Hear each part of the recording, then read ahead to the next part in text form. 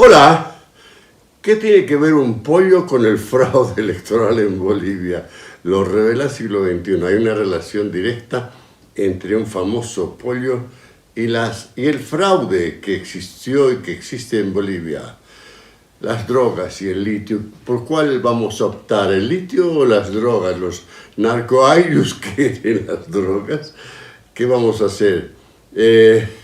Doria está con Andrónico. Parece que los socialistas, el uno es vicepresidente del Internacional Socialista y el otro es del Movimiento al Socialismo. Entonces hay una alianza, al parecer, entre estos dos candidatos, Doria y Andrónico, dice siglo XXI. El dólar y los bonos. Parece que el dólar se ha convertido en una especie de indicador inmediato de la tendencia de la economía boliviana, y ahora ocurre que está mostrando cómo cae, baja, ¿no? Y los bonos también, los bonos que eran una basura ahora están comenzando a revivir. Y Cuba está realmente con el ajo al cuello. El régimen cubano, que está desde enero del 59, sigue gobernando ese pobre país que se está muriendo de hambre. Es un repaso que hace siglo XXI acerca de esto. Ya sabes, esto es un repaso muy rápido de lo que dice siglo XXI esta semana. Para suscribirte tienes que llamar a este número de teléfono y contactarte con nosotros para saber cómo tienes que hacer para recibir todas las semanas esta carta informativa. Y si te parece, si te gusta nuestro trabajo, nos ayudas mandándonos un mensaje por WhatsApp para que te digamos cómo hacerlo. A ver, ¿qué pasa con el pollo? El pollo es en realidad el Pollo Carvajal, un famoso chavista que estuvo preso en España durante 4 o 5 años y ahora han decidido mandarlo a Estados Unidos, y ahora en Estados Unidos este chavista ha comenzado a cantar y está revelando muchas cosas acerca del narcotráfico que maneja el gobierno chavista ahora de Maduro y que estuvo conectado con Evo Morales. Dice siglo XXI, el Pollo Carvajal se declaró culpable en Estados Unidos y eso pone en peligro un sistema de fraude electoral manejado desde Venezuela y que comprende a 70 países, entre ellos Bolivia. 70 países, ¿cómo hicieron? La noticia alude también a países como Estados Unidos. Dice que en realidad estos venezolanos le ayudaron a ganar las elecciones a Biden, a Joe Biden el 20. Le hicieron trampa a Trump, una trampa a Trump, ¿no? También participaron en España, donde tienen un presidente ahí que es de la línea socialista, en Argentina y en otros países. Y parece que el cocalero Morales se ha enterado inmediatamente de que se acabó la historia de estos fraudes digitados desde Venezuela y ha dicho ya, este fin de semana, que seguramente en las elecciones de agosto no van a votar 2 millones de personas. Y el siglo XXI te explica cómo es eso. A ver, en realidad 2 millones de personas son los fantasmas con que contaba el fraude electoral manejado por los venezolanos. Hay 1.700.000 fantasmas que figuran en las listas de salarios de empresas estatales, inclusive de municipios, que no existen. Cobran, porque son carnets y números y nombres ficticios que les dan a los dirigentes del MAS, cobran y además votan. 1.700.000. Lo último que ocurrió fue que se denunció que el alcalde de Santa Cruz, Johnny Fernández, tenía desde que era concejal 300 fantasmas a su cargo. Pues si sumas esos 300 más, ¿no?, llegas a 1.700.000 fantasmas que formaban parte del sistema del fraude en Bolivia. Y entonces dice ya el cocalero Morales que seguramente más o menos 2 millones no van a votar y se llaman consultores en línea. Así se llaman estos burócratas fantasmas, consultores en línea. Y el pollo cantó. Hugo Armando Carvajal se llama, ex jefe de la Dirección General de Contrainteligencia Militar de Hugo Chávez. Se declaró culpable y el 29 de octubre será sentenciado en Nueva York por 2 cadenas perpetuas. Se va a tener que prestar otra vida, ¿no? 2 cadenas perpetuas que le vaticinan, pero podría él disminuir por lo menos la mitad de una o quizás de la otra más, ¿no? Si sigue cantando. Y sigue cantando, ¿y sabes quiénes afecta? Por ejemplo, a Irán. Está afectando a Irán y su esquema de presencia en Sudamérica. Ya sabemos que Leonardo Coutinho, el brasileño, ha dicho que Irán está decidido a lanzar una guerra asimétrica contra Estados Unidos desde Sudamérica, desde los gobiernos proxies que tiene Irán. Entonces, esto también se está desbaratando gracias al Pollo Carvajal, al venezolano. Y hay también un sistema de espionaje que manejaba Irán en Estados Unidos con agentes venezolanos. Eso se está cayendo. Y se está cayendo también la mafia española dirigida por un tal Pedro Sánchez, que ahorita está a punto de dimitir a la presidencia y llamar a elecciones. Ese es lo que dice Siglo XXI. Además, menciona respecto de la política que hay toda una confusión de informaciones.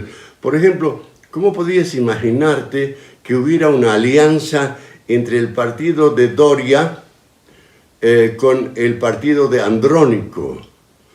Y resulta que se ha revelado en estos días que Doria tiene como asesor a un tal Molina, ¿no?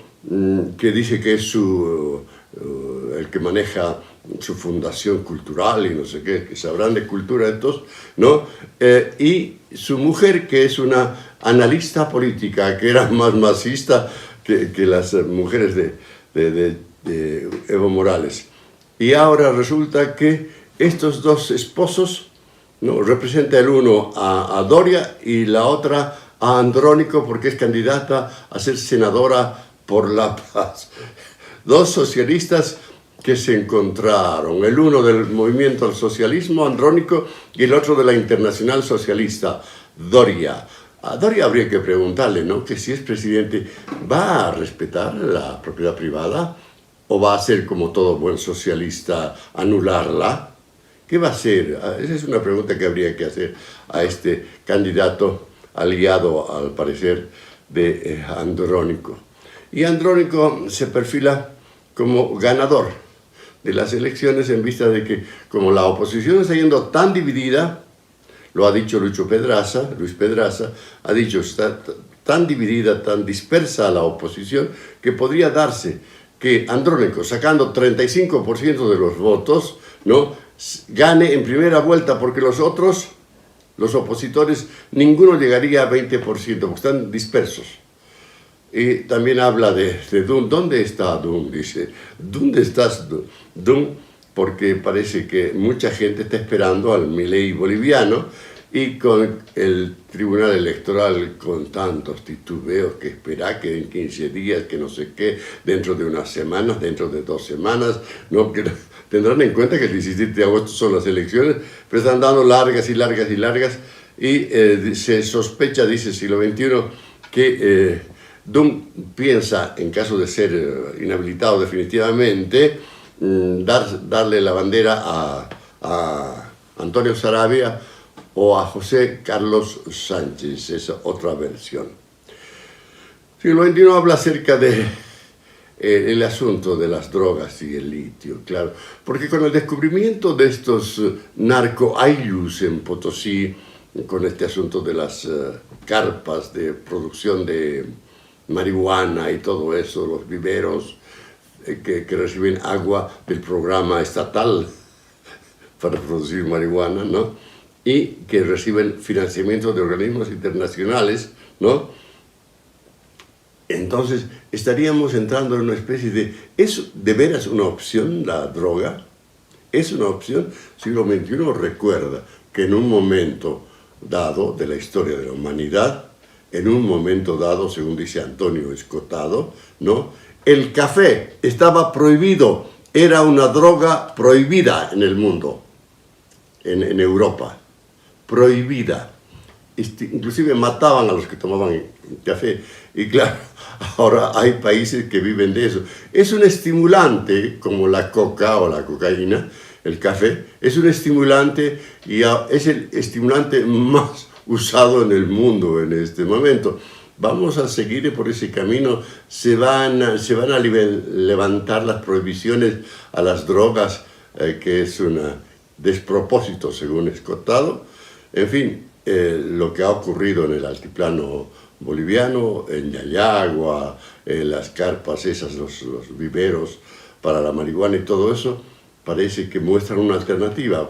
¿Qué haces? ¿Te dedicas a las drogas o explotas el litio? La gente en Potosí no quiere que se explote el litio por un montón de razones, como por ejemplo que el contrato es de 30 años, ¿no? Que le van a dar los costos recuperables, la ventaja esa a la empresa china, y China ahora está decidida a controlar las más grandes reservas de litio y las tierras raras en todo el mundo.